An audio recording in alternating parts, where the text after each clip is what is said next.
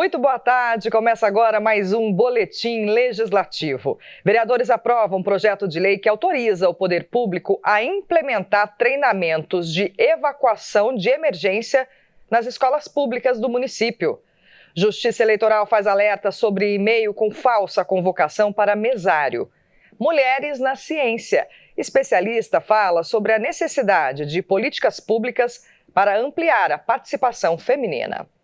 Projeto de lei aprovado pelos vereadores autoriza a Prefeitura a elaborar um treinamento anual para evacuação em situações de emergência nas escolas públicas da cidade. O objetivo é fazer com que todos estejam preparados para deixar os locais em segurança diante de um episódio que ofereça perigo. Em situação de emergência, é melhor estar preparado.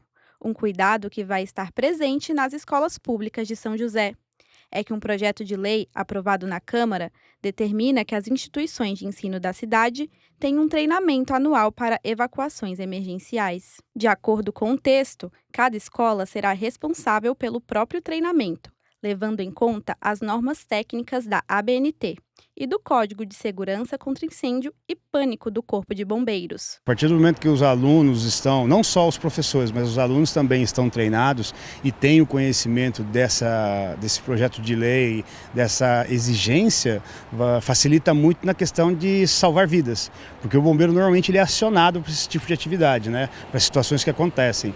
Mas uma vez o grupo escolar, os professores, diretor, coordenadores e os alunos estiverem cientes de como faz, vai facilitar muito a nossa vida. Mas a questão não seria facilitar a vida do bombeiro, mas sim preservar a vida deles. São José dos Campos possui 180 escolas municipais e 58 estaduais. A direção de cada instituição de ensino pode solicitar, junto ao Corpo de Bombeiros, um treinamento prático a cada ano. O que o projeto determina é a elaboração de um plano de emergência que deve ser submetido à análise e aprovação do órgão. Quando a gente chega, no caso, para fazer atividade com eles, a gente dá uma verificada. É uma escola, por exemplo, que ele tem 2 andares, né, ou até mais andares. É uma escola que ele tem um acesso livre, que não tem andar, que vai direto para a rua. Então tudo isso é observado. E essa observação é passada para as crianças, para os professores. E usa o próprio conhecimento da criança, outros professores, porque eu chego numa escola, eu não conheço a escola. Aí eu aproveito esse fator de não conhecer a escola e peço para que eles me ensinem. Qual seria o melhor caminho para sair da escola? E aí, com o conhecimento deles e um pouco que a gente leva também de conhecimento para eles, a gente faz o abandono de área, que sempre vai nos levar para um local seguro, para um ponto de encontro. Com a exigência do treinamento de evacuação, tragédias causadas por incêndios, acidentes e invasões podem ser evitadas em escolas do município. A ideia é fazer com que todos conheçam os procedimentos de segurança que devem ser adotados em situações de emergência. O treinamento deve indicar de forma clara as rotas de fuga de cada escola, como escadas e saídas de emergência. Isso para evitar tumulto em caso de situações de perigo. Evitar correr igual louco, desesperadamente, não sair tudo correndo assim, sem destino, né? Sair para um caminho certo, um atrás do outro. E um pouco abaixado, né? Se caso for em caso de incêndio, tiver aí, por exemplo, fumaça. E sempre a saída da sala de aula, a evacuação da escola, ele leva esses alunos e professores para um local que seja seguro. Isso pode ser na rua, pode ser numa quadra da escola, numa área aberta da escola que não tenha perigo. De acordo com o projeto de lei, o treinamento deve conter todos os procedimentos e medidas a serem adotados nas mais diversas situações de emergência, como incêndios, vazamentos de gás, tremores, panes e invasão por terceiros não identificados. Mais assim, normal é questão de acidentes mesmo e questão de incêndio. Então, tendo esse conhecimento, a chance da gente ter menos pessoas machucadas vai ser bem maior. Essa é a vantagem que nós temos no treinamento. Outro ponto importante do projeto é a necessidade de treinamento dos professores e funcionários da instituição no direcionamento dos alunos, para evitar a dispersão descontrolada dos estudantes em caso de emergência. A gente não tem o hábito de prevenir, a gente sempre acaba fazendo diante do fato já acontecido. Então, como vem esse projeto de lei exigindo que as escolas tenham treinamento, professores, alunos, isso facilita porque eu acho que é uma coisa importantíssima, né? É um conhecimento que não é falado muito, mas que numa situação de emergência ele é muito exigido. O projeto aprovado contribui para a segurança das escolas públicas da cidade por meio da prevenção. A partir do treinamento, alunos, professores e funcionários aprendem como agir em situações de risco, conhecimento que pode salvar vidas. Vai evitar aí danos maiores e eu diria até mais além, vai ser um parceiro do Corpo de Bombeiros, porque nós teremos aí a atividade de estar indo para as escolas, ensinar, orientar, mostrar como é que faz, mas eles estarão preocupados que isso pode acontecer. Então, é um parceiro mesmo que a gente está tendo a nosso favor. E quem que ganha com isso, né? Não é o Corpo de Bombeiros, é a população de São José. A gente faz agora um alerta: eleitores têm recebido mensagens falsas de convocação para o trabalho como mesário. Vamos entender melhor a dinâmica desse golpe? O repórter Marvin Pinho vai trazer mais informações. Oi, Marvin, tudo bem? Como é que os golpistas entram em contato com os eleitores, hein? Boa tarde. Francine, boa tarde para você, boa tarde a todos que acompanham o Boletim Legislativo. Pois é, Francine, uma suposta convocação feita aí pela Justiça Eleitoral via e-mail, né? Um golpe que as pessoas têm que ficar atentas, mas também têm que saber o que é verdade e o que não é. E para tirar as nossas dúvidas, eu converso agora com o Hernande Ramos da Silva, que é chefe de cartório aqui em São José. Hernande, primeiro, essa convocação, esses golpes, né? Essas informações chegam até vocês, que isso está acontecendo? As pessoas, de alguma forma, procuram vocês para tirar essas dúvidas? Sim, primeiro ponto é que nós, como Justiça Eleitoral, realmente estamos mandando essas mensagens de convocação para os mesários. Porém, temos que ter atenção, né? O mesário, o eleitor que recebe esse e-mail, tem que ter atenção para o emitente, né? O emissor da mensagem. Normalmente é Justiça Eleitoral, mas para se certificar, tem que aí entrar em contato conosco nos nossos canais oficiais, nos sites oficiais da Justiça Eleitoral. Temos os nossos contatos de e-mail, os nossos contatos de WhatsApp e telefone. E aí a dica que fica é para que, se o eleitor receba esse e-mail, ele se certifique ligando para a gente, mandando e-mails, porque temos recebido alguns e-mails, né, e algumas comunicações de eleitores que receberam essas mensagens. Até o momento nós não tivemos relato de que alguém caiu no golpe, mas as pessoas estão bastante atentas. E a intenção é essa mesmo, nós alertarmos aí os eleitores para que eles não caiam no golpe, que tenham aí uma prudência na hora de ler o e-mail, de não ir clicando de uma forma automática nos links, de realmente estar aí desconfiando, mas também se certificando para saber se a fonte ali é confiável ou não. Dentro disso tem uma dica interessante, que é ficar atento ali ao remetente, como você disse, mas os e-mails da Justiça Eleitoral, eles são .jus, né? Exatamente, a dica, né? Os nossos e-mails, eles têm aí o final .jus.br, então é uma dica para que então o eleitor possa observar também os erros de português, que é bem comum eventualmente ter nesses e-mails, e sempre vai ter um pedido de urgência e o link a ser clicado. Então essas são as observações que nós orientamos para que o eleitor tenha aí o cuidado. Mas sempre, na dúvida, não clique no link e entre em contato conosco para se certificar se é ou não um golpe.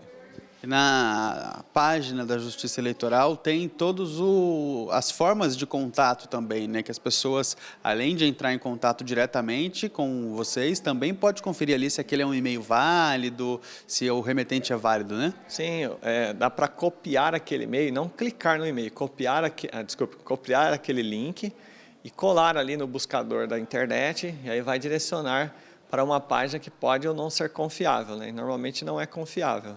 Então fica a dica. Agora, se for direcionada para a página oficial, aí pode ficar tranquilo que trata-se de um e-mail que foi disparado pela Justiça Eleitoral. E, Hernande, existem outras tentativas de golpes também envolvendo a Justiça Eleitoral, de alguma forma? Sim, já tivemos conhecimento que os criminosos aí, com essa técnica que é a engenharia social, eles enviam também um e-mail ou uma mensagem de texto, e ali é direcionado um link. Nesse link, se o eleitor clicar nele, vai ser direcionado para uma página que vai fazer ali pedidos de cobrança de eventual multa de eleições anteriores que o eleitor nem sempre está devendo. Então, também é possível consultar na página oficial da Justiça Eleitoral se há ou não débitos com a Justiça. Então, a dica também é acesse a página e a página oficial, verifique se realmente tem ou não o débito, e aí pode desconsiderar aquele e-mail que trata-se, obviamente, de uma fraude, de um golpe que está sendo aplicado. Tá ótimo, Hernandes. Muito obrigado pela informação. Então é isso, Francine. O pessoal tem que estar atento, como o Hernandes destacou, tem golpes envolvendo o nome da Justiça Eleitoral de alguma forma, mas ele também passou as orientações, as dicas, para que as pessoas não caiam nesses golpes, né? Como ele mesmo destacou ali, envolvendo a engenharia social. Volto com você. Com certeza, Marvin. Informações super importantes nesse momento, e eu reforço aqui que, se você estiver em dúvida, entre em contato com a ouvidoria do TSE pelo formulário eletrônico que fica disponível no site do tribunal, ou ainda pelo telefone 0800 648 0005. Vou repetir, 0800 648 0005. Se você está em busca de um emprego, o PAT tem vagas abertas em diversas áreas. As oportunidades a gente te mostra na agenda de serviço. O PAT, Posto de Atendimento ao Trabalhador de São José dos Campos, tem oportunidades de emprego para auxiliar de desenvolvimento infantil, auxiliar de limpeza, auxiliar de linha de produção, auxiliar de marceneiro, auxiliar de pedreiro, auxiliar de recepção, auxiliar de vidraceiro, borracheiro, churrasqueiro, comprador, controlador de acesso, copeiro, corretor de imóveis, costureira, cozinheiro, cuidador de idosos, cumim, eletricista de manutenção industrial, empregado doméstico nos serviços gerais, encarregado de supermercado, ferramenteiro, gerente de serviços de oficina, gerente de varejo, instalador fotovoltaico, instalador reparador de linhas telefônicas e telegráficas, marceneiro de imóveis, maceiro, mecânico de manutenção de caminhão a diesel, mecânico de manutenção de compressores de ar,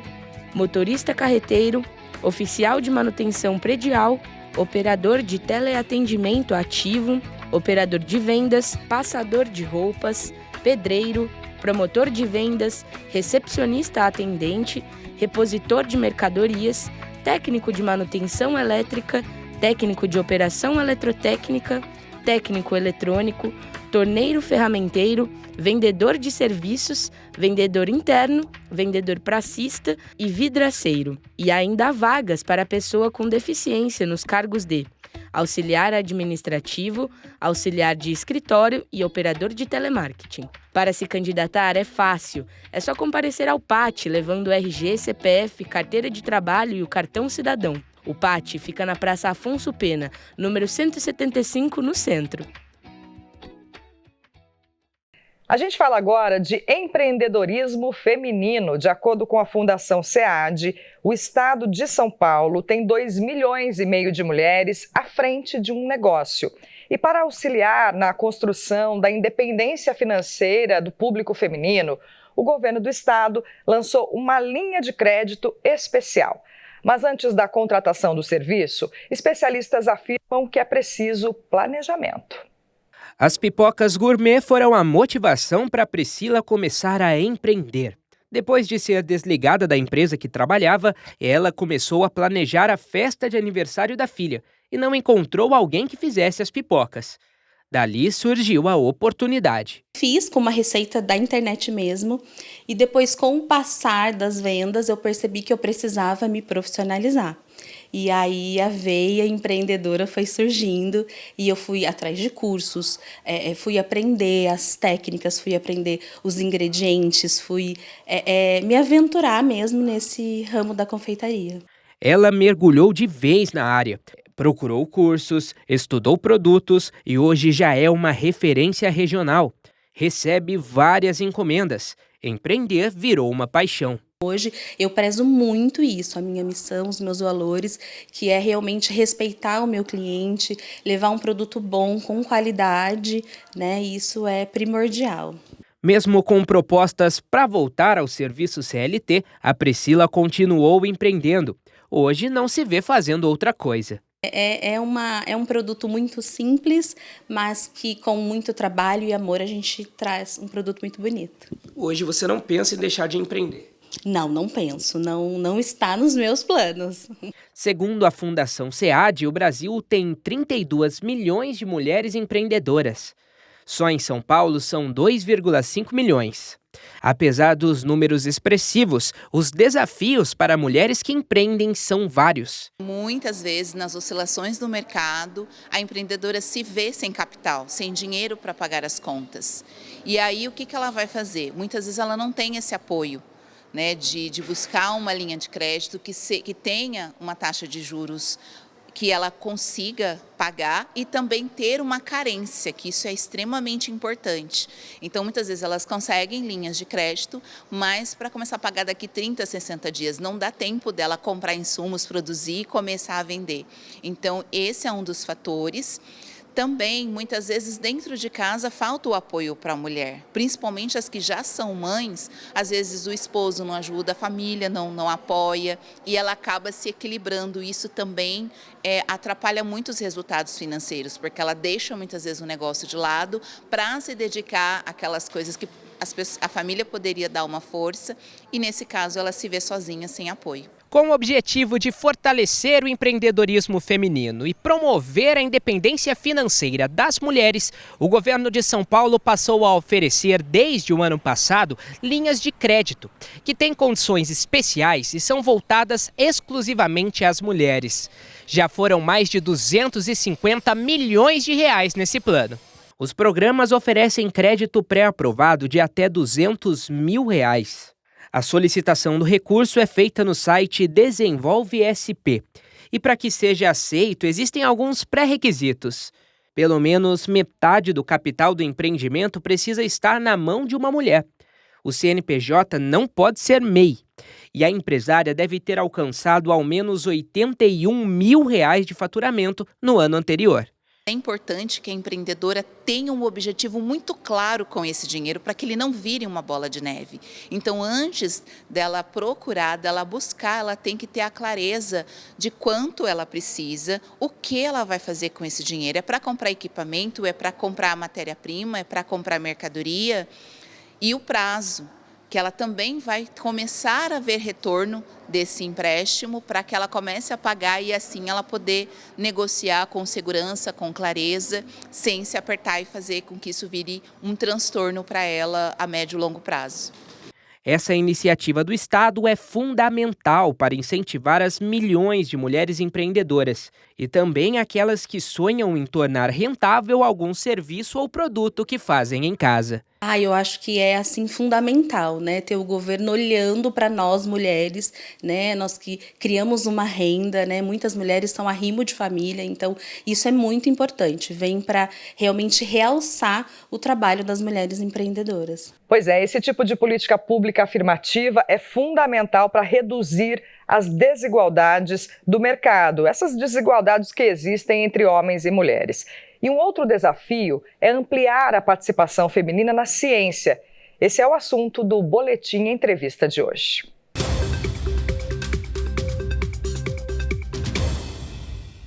Olá, seja bem-vindo ao Boletim Entrevista. O tema de hoje é para falar sobre o aumento da participação feminina dentro do campo científico. Um relatório publicado apontou que em 2 décadas tivemos um crescimento de 29% na participação das mulheres dentro deste segmento. E quem vai trazer mais informações para a gente sobre o assunto é a Thelma Krug, ela que é cientista. Thelma, para a gente poder falar sobre este assunto, né? O que simboliza esse crescimento de 29% da participação das mulheres? Então, a participação das mulheres, Paulo, ela vem crescendo ao longo do tempo. Eu acho que algumas barreiras, elas vêm sendo vencidas sistematicamente, né? Eu vejo assim, quer dizer, eu entendendo eu própria como uma cientista e olhando para a minha carreira, que teve início, vamos assim dizer, 40 anos atrás, o quanto que já foi superado, né? O quanto que eu precisei superar também para ser reconhecida como uma cientista que iria agregar valor nas pesquisas que normalmente são feitas não somente independentemente, mas também com grupos de pesquisa, né? Então, sair fora do Brasil, a questão da maternidade, a questão do reconhecimento do valor da mulher cientista, ele vem sendo sistematicamente reconhecido. E eu acho que é isso que tem promovido esse aumento sistemático e vai aumentar agora cada vez mais, eu tenho certeza disso. E você comentou um ponto interessante que é a maternidade, né? Isso entra também nos desafios que as mulheres têm para poder permanecer dentro do campo de pesquisa também? Muito, Paulo. E eu sempre, assim, oriento um pouco as mamães novas, cientistas, que não abandonem a carreira. Ou seja, há como conciliar. E por isso que eu também digo um dado interessante, que é busquem parceiros que entendam a importância dela também crescer e realizar os sonhos dela. Uma pessoa que escolhe a ciência como a sua meta de vida, como seu sonho de vida, ela precisa ser cercada de apoios de todas as formas, né? Ou seja, da família, do marido, que acaba sendo fundamental. Então, a maternidade ela não deveria ser um impedimento. Ela deve ser, aliás, um agregador, um motivador para que essa mãe possa, ao mesmo tempo, ser mãe, né? Participar dessa maternidade que é tão importante para ela, mas ao mesmo tempo continuar alimentando o sonho dela ser uma pesquisadora. É importante que a mulher tenha essa diversidade. O importante não é a quantidade de tempo que você tem com a criança, é a qualidade que você tem. E quando você sai de estar toda aquela hora com a criança, você traz esse benefício também. Então eu sempre digo para as novas cientistas, né? Não abandonem, deem aquele tempinho, porque muitas vezes elas dizem, eu acho que eu vou abandonar, eu não quero deixar a criança, eu tenho sentimento de culpa, quando na verdade eu acho que isso tem que ser muito bem ponderado, o que é sentimento de culpa, de deixar a criança ou de deixar a realização do sonho, né? As coisas podem ser compatibilizadas. Perfeito. E para a gente poder alcançar essa equidade de gênero, os números continuarem crescendo, né? O que precisa ser incentivado e estimulado para que as mulheres sejam inseridas no campo científico? Então, eu acho que, por exemplo, se você pegar uma fundação de apoio, né, à pesquisa, normalmente, se eles tiverem um competidor homem e uma mulher, normalmente eles vão avaliar o número de artigos científicos que você tem, se é primeiro autor, se não é. Então, e também, às vezes, tem uma lacuna de tempo de produção. Ainda existe essa lacuna por conta da maternidade e de oportunidades também. Então, eu acredito que a gente tem que modificar um pouquinho essa forma de avaliar, não só a questão de financiamento de pesquisa, mas também, Paulo, tem sido recorrente essa questão de que você vê esse aumento de participação da mulher na ciência, mas você não vê esse aumento sendo refletido na liderança acadêmica ou científica. Então, isso também é uma barreira que tem que ser quebrada. E isso leva um pouquinho mais de tempo, né? Ou seja, a demonstração de que a mulher está contribuindo, que tem um peso relevante também de trazer as visões dela dentro desse campo. E eu acredito que é devagar, mas ele é sistemático. O aumento vai acontecer e nós talvez cheguemos ali aos 50% ou até mais. Você vê também que é interessante que a carreira científica da mulher, ela vai mais para ciências biológicas, para saúde, sociologia, e nem tanto para a parte mais física, de engenharia. Isso também está modificando ao longo do tempo. E é interessante que você não só tenha essa equidade de participação, mas também homens na sociologia e mulheres na parte mais exatas. Perfeito. Muito obrigado, Thelma, pela participação. E é isso, a gente espera realmente que esse crescimento continue acontecendo. Devolva aí nos estúdios. Um forte abraço.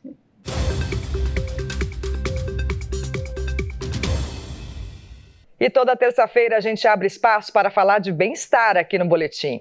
Especialistas nos ajudam com dicas no quadro Pílulas de Saúde.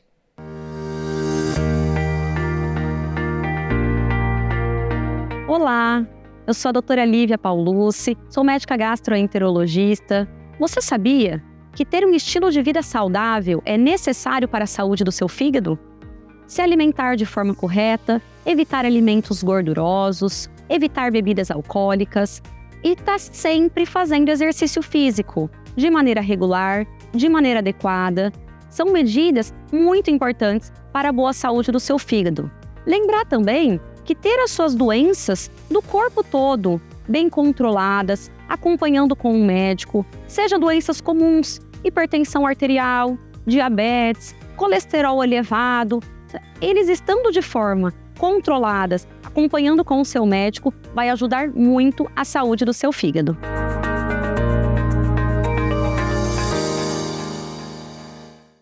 O calor segue intenso na cidade, tempo seco também, viu? Os detalhes a gente confere na previsão. Nesta terça-feira, o céu amanhece sem nuvens e com o sol protagonizando o dia todo. A máxima esperada é de 33 e a mínima é de 16. Amanhã, quarta-feira, o tempo segue parecido como hoje, com o sol durante todo o dia intercalando com algumas nuvens durante a tarde. A máxima esperada é de 32 e a mínima será de 18. E o Boletim Legislativo de hoje termina aqui. Muito obrigada pela companhia. Não se esqueça que toda a programação está disponível no nosso canal do YouTube, TV Câmara SJC.